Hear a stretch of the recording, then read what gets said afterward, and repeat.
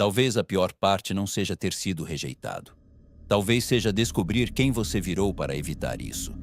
Você suavizou o jeito de falar, escondeu partes suas, concordou quando queria discordar, aceitou mais do que devia, fingiu leveza onde havia medo, sorriu onde queria se retirar. O problema não é querer pertencer, é o quanto você foi se afastando de si para continuar sendo aceito. Você entra num grupo, numa conversa, num ambiente, numa relação. E sem perceber já começa a fazer pequenos ajustes. Muda o tom, muda a opinião, muda o humor que demonstra, muda o quanto aparece, muda o que esconde. Nada parece dramático. São micro-adaptações, quase invisíveis. Mas é justamente aí que o medo de rejeição começa a redesenhar a sua presença. Quando evitar rejeição vira prioridade, você começa a se moldar antes mesmo de perceber o que realmente sente. Esse é o ponto central. O medo de ser rejeitado raramente aparece como pânico explícito. Na maior parte das vezes, ele funciona como organizador silencioso da sua presença. Você aprende a prever o que incomoda, a evitar o que destoa, a amortecer o que pode gerar distância, a oferecer uma versão mais fácil de conviver, mais fácil de aprovar, mais fácil de manter por perto. E isso vai parecendo normal. Tão normal que um dia você já não chama mais isso de medo, chama de personalidade. Esse é o custo invisível. Quanto mais você vive para não ser rejeitado, mais difícil fica distinguir entre quem você é e quem você precisou se tornar para continuar pertencendo. Num grupo ou numa conversa, você ri de algo que nem achou tão engraçado. Acompanha um clima que não é seu, responde de um jeito mais leve do que realmente está por dentro. E faz isso tão rápido que quase não percebe o momento exato em que saiu de si para entrar no ambiente. Esse é um dos mecanismos mais discretos do medo de rejeição. Você não está só tentando manter a cena fluindo. Está calibrando a própria presença para não correr o risco de destoar e perder lugar. O problema é que rejeição nem sempre é evitada com mentira explícita. Muitas vezes, ela é evitada com pequenas concessões repetidas de identidade. Você não precisa dizer algo falso em voz alta. Basta sorrir quando queria se fechar. Basta acompanhar quando queria recuar. Basta reagir como o ambiente espera, em vez de reagir como você realmente sentiu. E esse ajuste contínuo cobra um preço, porque quanto mais você entra no clima antes de perceber a própria reação real, mais a sua presença vai ficando treinada para caber e não para existir inteira. Observe o instante em que você entra no ritmo do ambiente, antes de perceber qual era a sua reação de verdade. No Instagram, no trabalho, numa amizade ou numa relação, você revela só as partes que parecem mais seguras de aprovar. Mostra o lado mais leve, mais fácil, mais palatável, mais previsível, e esconde o que poderia gerar leitura negativa. Não porque seja falso o tempo inteiro, mas porque já aprendeu quais partes suas costumam ser melhor recebidas e quais partes correm mais risco de afastar alguém. É assim que a edição de si vai ganhando corpo. Você não está apenas escolhendo o que compartilhar, está construindo uma versão funcional de si. Uma versão com mais chance de ser mantida, escolhida e suportada. E esse é o risco mais profundo. Não é só parecer artificial, é viver tanto tempo em modo de edição que a espontaneidade começa a soar perigosa até para você. Você pensa antes de mostrar, amortece antes de falar, filtra antes de sentir em voz alta, e aos poucos vai trocando verdade por aceitabilidade sem nem perceber mais a troca. Repare onde você está realmente se expressando e onde só está administrando o risco de não ser bem recebido.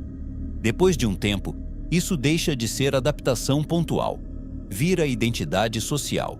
Você já se vê como a pessoa tranquila, a pessoa que entende, a pessoa que não pesa, a pessoa fácil, a pessoa que não incomoda.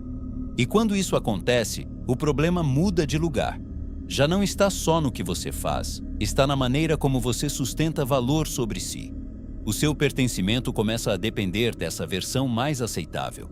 Você não entra mais nos ambientes apenas para estar. Entra para manter a imagem que costuma ser melhor recebida. E esse é um ponto perigoso. Porque quando a adaptação para evitar rejeição se repete demais, ela deixa de parecer estratégia, começa a parecer essência, você passa a se confundir com a própria máscara, a chamar de personalidade aquilo que, muitas vezes, foi só uma forma eficiente de não perder lugar. E é aí que a aceitação começa a doer, porque o outro até pode gostar de você, mas de uma versão sua desenhada para caber. Hoje, note em qual ambiente você já entra ocupado em sustentar a versão sua que costuma ser melhor recebida. O medo de ser rejeitado não te rouba só coragem.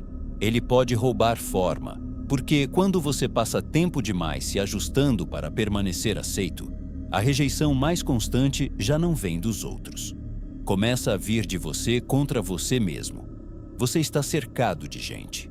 Conversa, participa, parece incluído. Por fora, tudo indica pertencimento. Mas quando volta para casa, sente uma distância estranha, como se ninguém tivesse encontrado você de verdade. Essa é a solidão específica de quem é aceito pela própria versão adaptada. Existe convivência, existe presença social, mas pouca sensação de encontro real, porque o vínculo continua, só que com uma versão sua filtrada para não desagradar. E esse é um dos danos mais dolorosos do medo de rejeição. Você até recebe aceitação, mas a aceitação não toca quem você é inteiro. Toca quem você aprendeu a mostrar para continuar sendo mantido por perto. É por isso que tanta convivência pode coexistir com tanto vazio. Você não está necessariamente sem pessoas, está sem acesso real a si dentro das relações. Observe se o seu cansaço social vem só da interação, ou também da quantidade de edição que você faz para continuar sendo aceito. Com o tempo, um dano ainda mais profundo aparece. Quando alguém pergunta o que você quer, pensa ou sente, você hesita, suaviza, adapta, ou nem sabe responder com nitidez. Não porque seja complexo demais, mas porque a sua referência interna foi interrompida cedo demais, muitas vezes. Esse é um dos efeitos mais silenciosos de viver em função da aceitação.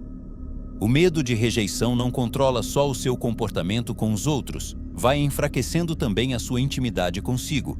Tudo em você aprende a passar primeiro pelo filtro da aprovação. Antes de sentir, já mede. Antes de falar, já edita. Antes de reconhecer o que quer, já tenta prever se aquilo será bem recebido. E depois de repetir isso tantas vezes, a sua verdade deixa de chegar inteira. Chega amortecida, cautelosa, condicionada. É por isso que em certos momentos, você já não sabe se está sendo verdadeiro ou apenas funcional. Repare onde a sua dificuldade de responder com clareza não vem de complexidade real, mas de um treino longo de autoedição. Numa conversa simples, você deixa aparecer uma diferença pequena, uma opinião real, um não, um limite, uma preferência, um incômodo dito sem maquiagem demais. E esse gesto, embora pareça discreto, mexe em algo profundo, porque você para de viver só como alguém adaptável e volta a existir como alguém reconhecível.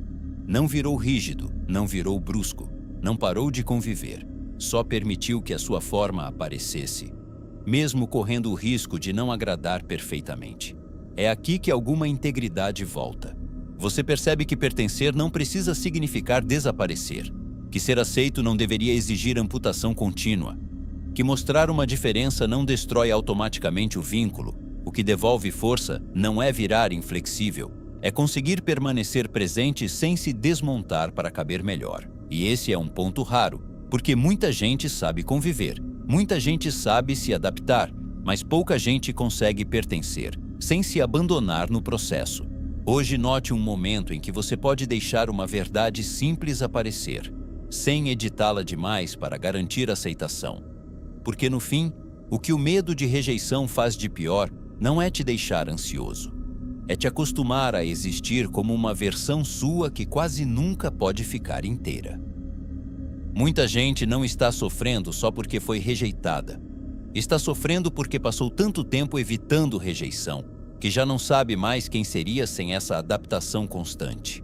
E, quando isso acontece, a dor não é apenas relacional, é identitária. Você não está cansado só das pessoas, está cansado de sustentar uma versão sua desenhada para caber, mesmo quando isso custa o contato com quem você é de verdade. Por isso, você não precisa virar alguém duro, indiferente ou incapaz de se adaptar, mas precisa começar a perceber onde a sua adaptação deixou de ser inteligência social e virou afastamento de si, porque o problema não é só ser rejeitado pelos outros. Às vezes, o problema mais profundo é descobrir quanto tempo você passou se rejeitando por dentro para continuar sendo aceito por fora. Nas próximas 24 horas, escolha um momento pequeno em que você normalmente ajustaria seu jeito, sua opinião ou sua resposta para não correr risco de rejeição e deixe aparecer uma versão um pouco mais verdadeira de você, sem exagero e sem compensação. Depois observe. Isso era realmente adaptação saudável ou medo antigo organizando a sua presença? Se esse vídeo te mostrou algo que você vem vivendo em silêncio, comenta: eu não vou mais me abandonar para caber. Se fez sentido para você, curte o vídeo. E se você percebeu que o medo de rejeição não muda só o seu comportamento, mas pode ir remodelando a pessoa que você se torna para continuar sendo aceito, clica no card que está aparecendo agora.